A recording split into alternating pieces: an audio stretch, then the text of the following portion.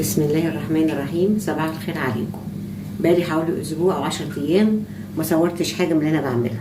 النهارده بقى قمت تاني وقلت ان شاء الله نصور، وهنبتدي النهارده بطاجن الكوسه بصدور الفراخ. صدور الفراخ البانيه ديت بجيبها وبستخدمها عادي جدا كانها زي اللحمه بالظبط، طبعا بتبقى اخف كمان، وبعمل منها طاجن الكوسه.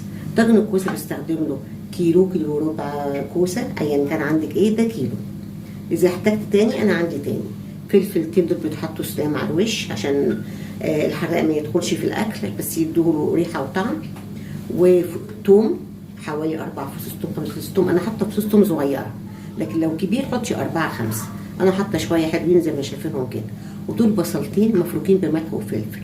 وديت الفراخ اللي هي متبلات ملح وفلفل برضه. طيب امال بقى ايه بقى يتعمل بايه؟ يتعمل بالطماطم. هي الطماطم لو انتوا الكاميرا هتجيبها لكم وهتشوفوها. الطماطم المصلصه اللي عندي اللي انا بصلصها اصلا بحطها في الخلاط، وحط عليها كوبايه ميه وهضربها في الخلاط ومتبلاها بملح وفلفل وزنجبيل. هبتدي دلوقتي الخطوات بتاعتي بان هاخد البصل ده هدبله. انا بقول لكم دايما بدبل بمعلقه زيت بمعلقه سمنه اللي عندي. انا النهارده عندي سمنه بلدي فهدبلها بمعلقه سمنه بلدي مع معلقه زيت على النار، وهضيف عليها الطماطم المضروبه في الخلاط اللي هي متصلصه اصلا وهوريها لكم. وهكون الكوسه دي خرجتها وحطيتها في الطاجن، اهو الطاجن اللي هعمل فيه. وانا في الخطوات بقى هتشوفوا هعمل ايه بعدها. باين دلوقتي هبتدي على اول خطوه في شغل الطاجن دوت، وهو سهل جدا.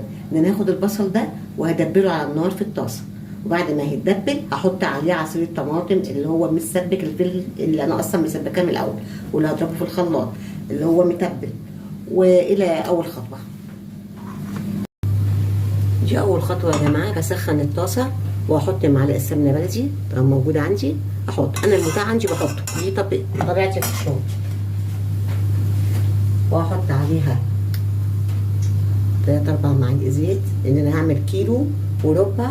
من كيلو وربع كوسه يكفي كده قوي.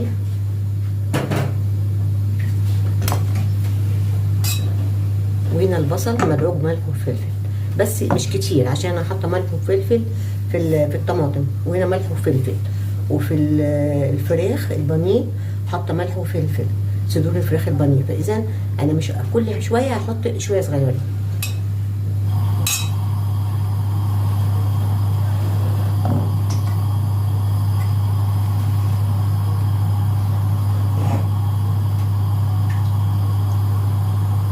الاكله دي مفيش اسهل منها على فكره، وطعمه جدا. والمفاجاه النهارده احنا هناكلها مع عيش ملبن، مش هناكلها بالرز. لما بتكون طاجن كده، لما بتكون بطبخها في الحله بلحمه بعمل جنبها رز بشعريه، لكن في حاله لو كانت طاجن انا بعمل جنبها بالعيش ملبن وشويه كده فلفل مخلل.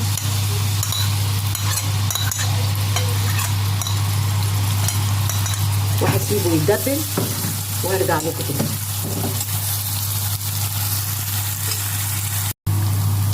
هنا يا جماعه بمجرد ما دبلت زي ما اتفقنا دقيقتين مش اكتر، اهي دبلت كده وبقى بقت مغسيه كلها بالسمن كده والزيت الجميله ريحتها جميله. هضيف الطماطم اللي انا ضرباها مع كوبايه ميه ومتبلاها، وهوطي عليها واسيبها بقى تغلي شويه. اول ما تغلي هصبها على الكوس زي ما بقول لكم دلوقتي. يعني الخليط ده كده هسيبه يغلي مجرد دقيقه واحده بس مش اكتر، واقعد لكم تاني. هنا يا جماعه حطيت كيلو كوسه، وهحط عليه الثوم اللي احنا قلنا عليه وهقلبه فيه كده، لان عايزه الثوم صحيح. بس هقلبه فيه كده وهبتدي احط وعندي ربع كيلو كوسه لسه ما استخدمتوش. هبتدي احط الفراخ بتاعتي اللي هي متبله بالملح والفلفل.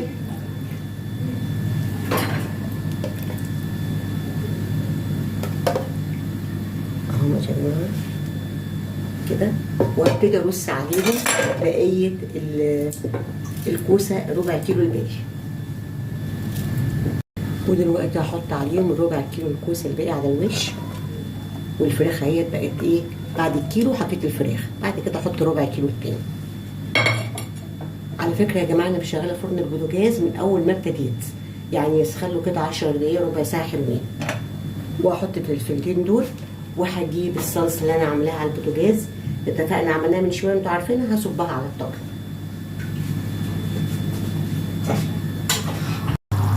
كده يا جماعه الصوص غلي تمام كده، الطماطم مع البصل وكده ابتدي اضيفه على الطاجن. هاخده دلوقتي واضيفه على الطاجن قدامكم وهتشوفوه. الطاجن اهوت، وقلنا الفراخ في الطبقه الاخيره وبعدها طبق الكوسه. بسم الله الرحمن الرحيم. وهنصب الصوص بتاعنا الجميل ده.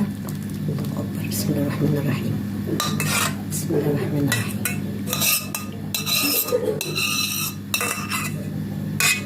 بسم الله الرحمن الرحيم. وزع كده كده. طبعا الكوسه هتنزل ميتها، الفراخ هتنزل ميتها لسه، بتعمل شوربه جميله.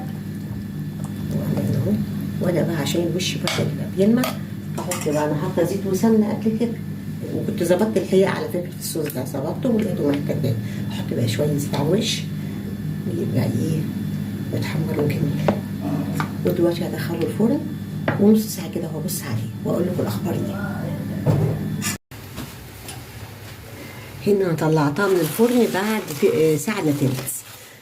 طبعا لسه ناقصه سوا شويه، فانا هعمل، انا كنت مغطيه عليها بورق الزبده كده كانت عندي، وحط عليها صينيه كده غطيت وحطيتها على الرف التحتاني خالص، على نار 100، على نار 180 كده تقريبا، 180 190 زي كده.